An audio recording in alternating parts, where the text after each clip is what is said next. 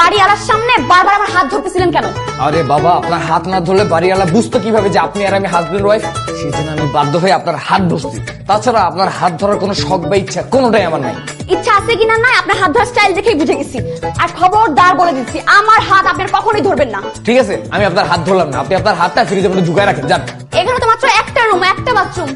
আমি তাহলে কোন রুমে থাকবো? কিছু করার নেই, দুজনের এক রুমেই থাকতে হবে। অসম্ভব, আমি আপনার সাথে এক রুমে থাকতে পারবো না। এই কথা আমি আপনাকে আগেই বলছি।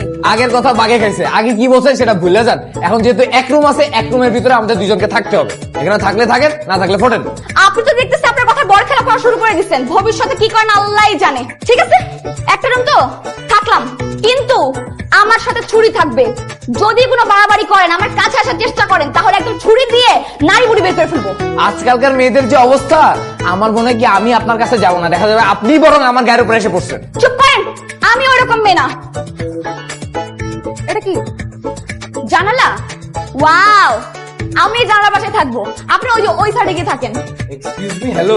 জানালার পাশে আমি থাকবো, জানালার সাথে আমার একটা প্রেম আছে। আমি যখন বাসে উঠি তখন জানালার পাশে বসি, যখন গাড়িতে উঠি জানালার পাশে বসি। আমার বাড়িতে আমার যে বিছানা, সে বিছানা পর্যন্ত জানালার পাশে। আমি তো জন্মগ্রহণই করছি হাসপাতালের জানালার পাশের সিটে। সেই থেকে আমি জানালার পাশে ছাড়া ঘুমাতেই পারি না। তাছাড়া রাতের বেলা দক্ষিণা হাওয়া আমার গায়ে না লাগলে আমার ঘুমই আসে না। তাই জানালার পাশে আমি থাকবো। আমি থাকবো জানালার পাশে। আমি থাকবো। আমি থাকবো। বলছি না আমি থাকবো। বলছি না আমি থাকবো। আমি থাকবো। আসসালামু আলাইকুম আঙ্কেল, আপনি হঠাৎ?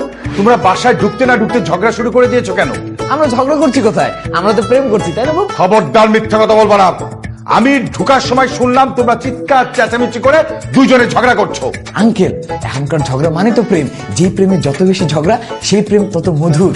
আর আমরা ঝগড়া করি কেন? ভালোবাসি বলে। ভালোবাসা না করলে কি ঝগড়া হইতো? বাহ, তুমি তো অনেক ভালো একটা বুদ্ধি দিয়েছো। তাহলে আজকের থেকে তোমার আন্টির সাথে আমি দিনরাত ঝগড়া শুরু করব। তাহলে আমাদের দুজনের মধ্যে একটা প্রেমের ভাব হবে। হ্যাঁ, জানো বাবা, বিয়ের অনেকদিন হয়ে গেছে তো, তাই দুজনের মধ্যে এখন আর প্রেম নেই। আমাদের নিজেদের কাছে নিজেদেরকে ভাই বোন মনে হয়। আঙ্কেল, আপনি এখনই গিয়ে আন্টির সাথে ঝগড়াঝাটি শুরু করে দেন, তাহলে আর আপনাদেরকে ভাই বোন মনে হবে, প্রেমিক প্রেমিকা মনে হবে। ঠিকই বলেছো। এই নাও তোমাদের বাসার চাবি। আন্টির সাথে ঝগড়া করা শুরু করি, তোমরাও ঝগড়া করো।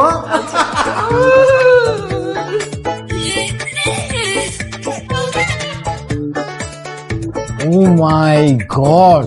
আচ্ছা, আপনাদের মেয়েদের কয়টা রূপ বলেন তো? 16টা। মানে মেয়েদের 16 কলা শুনেন না? হ্যাঁ, 16 কলা। আমার দাদির কাছে শুনছি। এই, আপনি হঠাৎ করে রূপের কথা জিজ্ঞেস করলেন কেন? সারাটা দিন আপনাকে দেখলাম 3 পিস পরা, গ্রামে সহজ সরল একটা মেয়ে। হঠাৎ করে দেখলাম আলট্রা মডার্ন ড্রেস পরে আমার সামনে এসে বসলেন। ঘটনা কি? কোনো ঘটনা টটনা নাই। শহরে আসছে, এখন শহরের মধ্যে চলতে হবে। শহরের মধ্যে মডার্ন ড্রেস পরতে হবে, স্টাইলিশ হতে হবে, স্মার্ট হতে হবে, তাই পড়ছি। ও বুঝছি, গ্রামের আক্কাসের মাইয়া রিনা শহরে এসে হয়েছে ক্যাটরিনা। চুপ করেন, একদম বেশি কথা বলবেন না। আমি এখন খুব টায়ার্ড, আমি এখন ঘুমাবো। আপনি মোটেও আমাকে ডিস্টার্ব করবেন না। যদি ডিস্টার্ব করেন, আমার কাছে না ধারালো ছুরি আছে। এই ছুরিটা আর আমার কাছে থাকবে না, থাকবে কই জানেন? আপনার পেটে। আমার কারো কাছে যাওয়ার এত শখ নাই, কিন্তু কেউ জানে আবার ভুলে রাতের বেলা ঘুমের ভিতরে আমার কাছে না চলে আসে। একবার যদি আসে, আমি কিন্তু আর ছাড়বো না, সারা জড়ে ধরে ঘুমায় থাকবো। আমার ঘুম না অনেক ভালো, আর আমার এরকম অভ্যেসও নাই যে ঘুমের মধ্যে অন্য কারো কাছে চলে যাওয়া।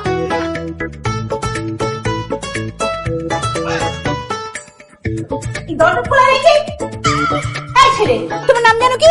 জি, আমার নাম রাজু, আর ওর নাম মোনা। রাজু, এসব আমি কি দেখছি? কি দেখছেন আন্টি? তোমাদের দুইটা বিছানা কেন? তোমরা দুজন কি আলাদা ঘুমাবে নাকি? জি আন্টি, আজকে আমরা ভাবছিলাম কি আলাদাই ঘুমাবো।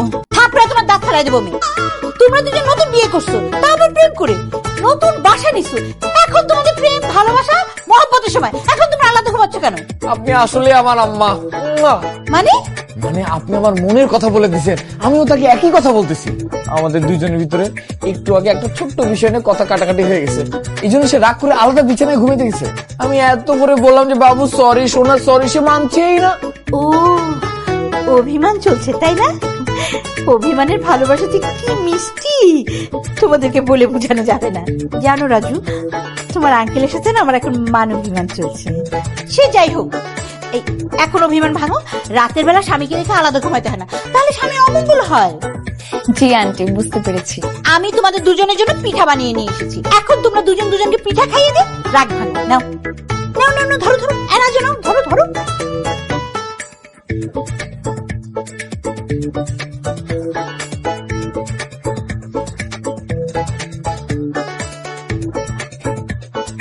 Sorry aunty.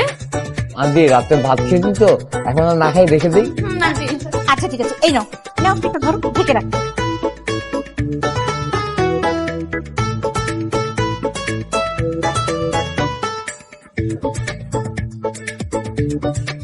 কি হলো, বসে আছো কেন তোমরা দুজন?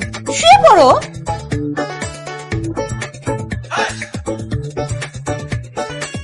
এই রাজু, তোমার বউ তোমার সাথে অভিমান করছে না? হ্যাঁ, ওকে জড়ায় ধরো।